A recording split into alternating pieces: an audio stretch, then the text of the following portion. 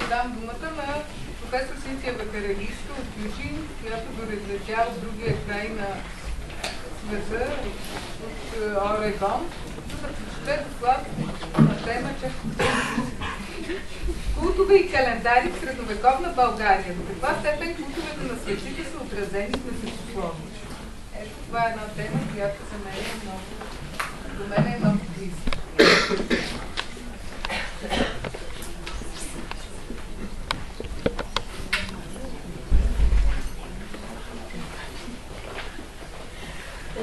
век средновековните български местослови се различават твърдо много не само в разпределението на светци. Алло?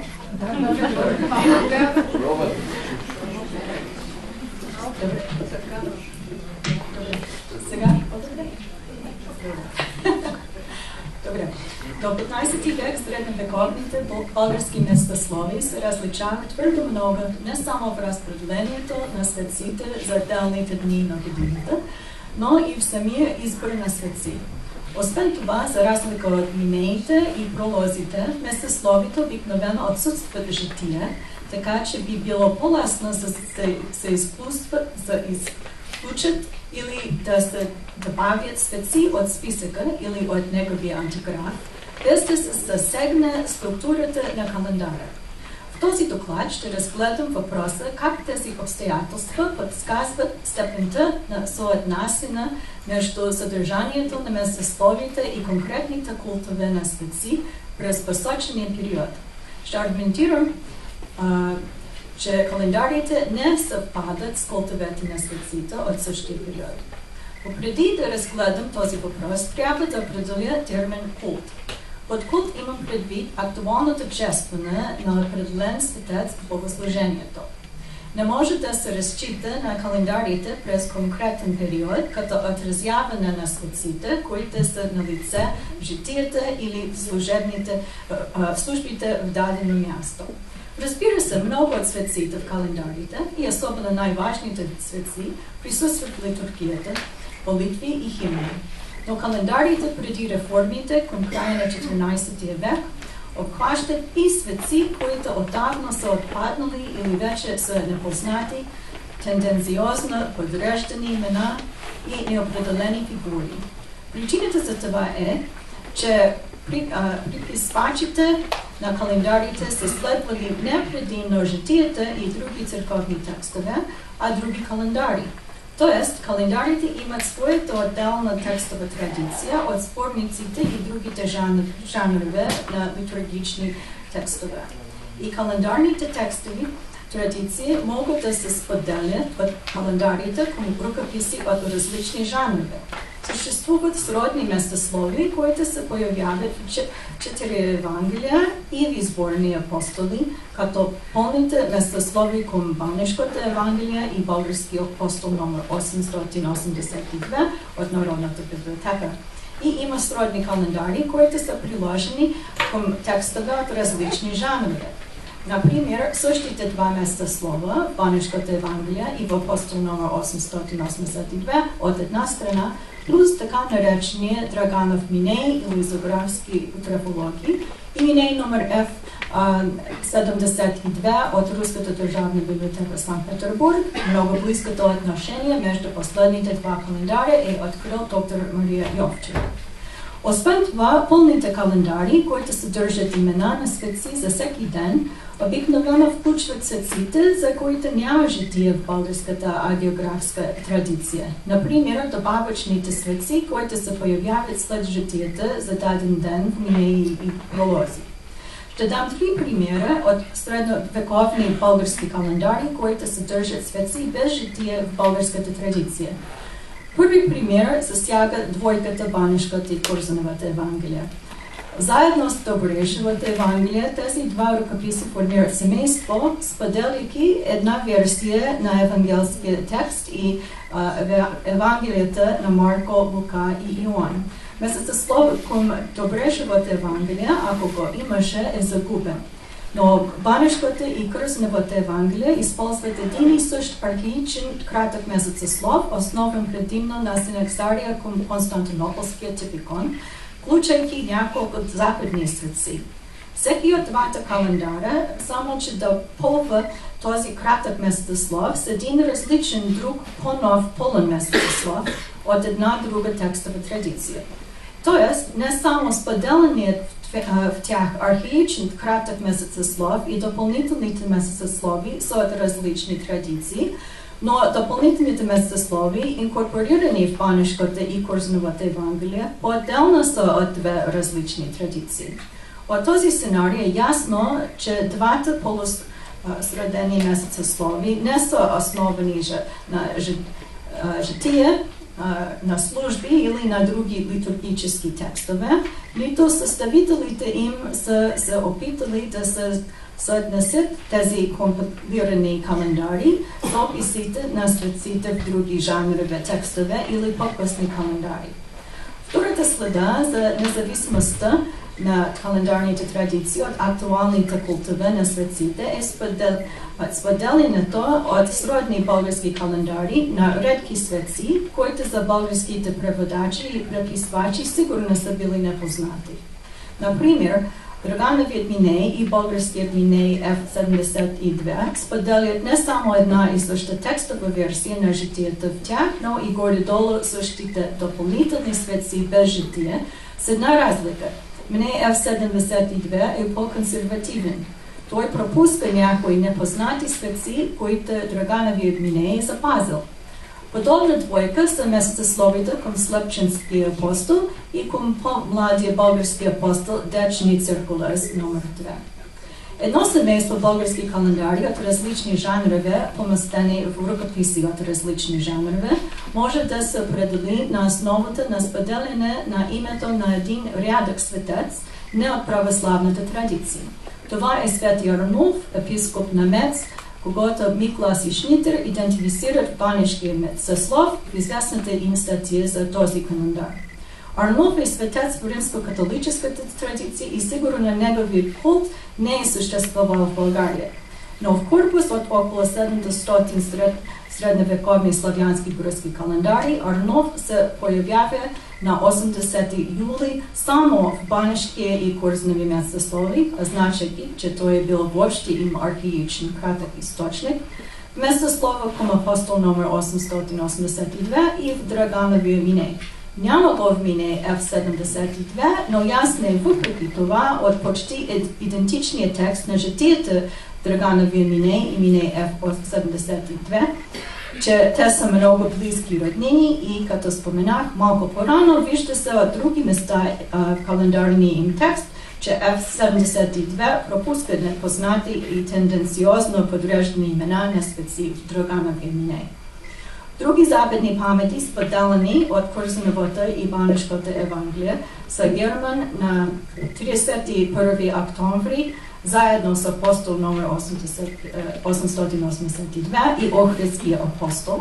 Перпетуа на 3 ноември, също в тези два апостола и в дискредитираното латинско мартирологиум Херонимианум от 6 век и Поликарп, епископ на Смирна, Охридския апостол, Остромировата Евангелие, Неаполитанския стенен календар и Мартирологиум Романум от кардинал Барониус. Освен западните памети, същото семейство български календари споделят архаични памети от Синексарий към Константинополския типикон, които са пропуснати в разширената редакция на паметите от Синексария по късния месецеслов на император Василий от 10 век, който служи като главен предхождащ шаблон за до 15 вековите български календари.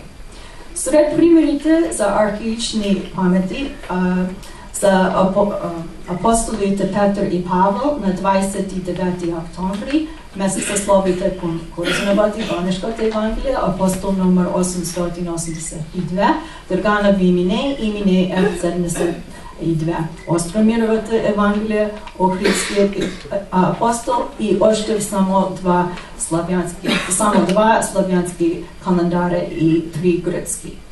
И разбира се, много календари имат грешки в превода или промени спрямо Синексария към Константинополския типикон, като, например, уникалната памет, вкурзана в банешкия кратък местослов за Юлиан на 8 ноември. Очевидно тази памет произхожда от един фрагмент в гръцките инструкции на Синексария за Архангел Михаил в определени места в Константинопол, включайки стените за Свети Юлиан мъченик, имайки предвид църквата на Свети Юлиан. Освен това, по неясни причини, някои български календари включват обикновени астрономически данни, като например в Кърсановия месецеслов възхода на Плеядите на 13 май. Третият пример на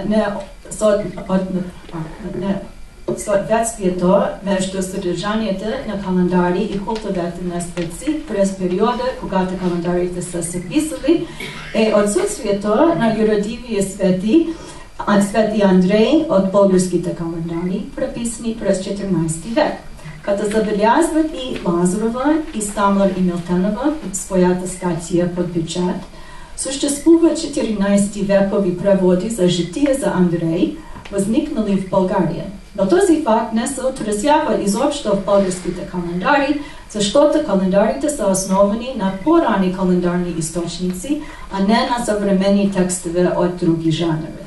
Разбира се, светци са се добавили в календарите след като вече е имало култ към тях, но те не са се добавили календарите веднага.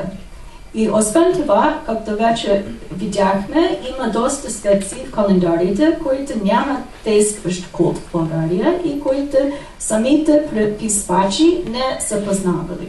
Но все пак често са ги включвали, просто защото те са се намирали в антиграфа. Доказателство за предпочитанието на дадена календарна традиция и усилие да я запазят е примерът, за който говорих в началото на този доклад. Тоест, запазването в местословите към Банешката и Кърсновата Евангелие на краткия календар, основа на архаичния синаксарий към Константинополския типикон, в който се пазят фрагменти от инструкциите за синаксариите, преведени от гръцки. Щеше да бъде много по-лесно за писачите да използват един пълен месецеслов като екземпляр, отколкото да разпръстват преписите от него в краткия календар, за да запълнят празните дати в него. Но писачите за Банешката и Кърсновата Евангелия са направили точно това и правили подобното относително към евангелския текст. Очевидно, първата половина от Матей е липсвала от общия антиграф за тези два средани рукописа, защото те имат различни версии на Матей. На първата половина в Кърсновата и на пълния текст в Банешката Евангелия. А версията на текста, която се споделят, е по-раното добрейшото Евангелие, започва от началото на Марко в Банешката Евангелие и във втората половина от Матей в Кърсновата. И тук би било много по-лесно за двамата книжовници просто да заползват като екземпляри Евангелие без дефектна порция от Матей. Но, като в месецеслова, те запазят толкова, колкото могли от споделената версия на евангелския текст и това показва, че тази версия е имала специално значение и стойност за определен скриптор или манастир. И така е с архаичния кратък месецеслов, който се е попълвал в тези две Евангелия и изглежда се в апостол номер 882, Драгановия Миней и Миней F72. Това ясно показва, че в календарите не се отразяват съвременните култове на светците, съдържащи се в житийни, химнографски и други традиции, а в някаква степен съществуват като паралелно независимо явление. Този факт илюстрира много ясно първият и вероятно най-известният български календар, който явно не следва никаква гръцка или славянска традиция в датите на паметите си, т.е.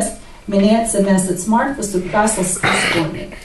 В заключение, за 15 вековите български календари и изобщо православянските календари от този период не могат да служат като източник с информация за това какви светци са чествали в периода, когато те са били преписани. Но последните причини. Поради присъствието в тях на западни, архаични и дискредитирани светци и споделени текстове грешки, компилацията на един календар от различни календарни, а не агеографски източници от различни текстови традиции. В пролози и минеи това се внася към допълнителните светци след житията на главните светци за всяка дата. И тенденцията в скрипторията да запазят предпочитани архаични антиграфи, като семейството на Корзаново-Банешки, кратък местослов в апостол номер 882, Драганови Миней и Миней F72. За това си заслужава да изучаваме календарите не като доказателства за култовете на светците през даден период, а като съчетание на пластове от различни исторически периоди и традиции. Това означава, че изучаването на календарите е детективска работа. Стремеж да се извличат и идентифицират тези пластове и традиции чрез внимателно сравнение на отделни календари и следователно чрез установяване на обособени семейства от календари, средени напълно или частично.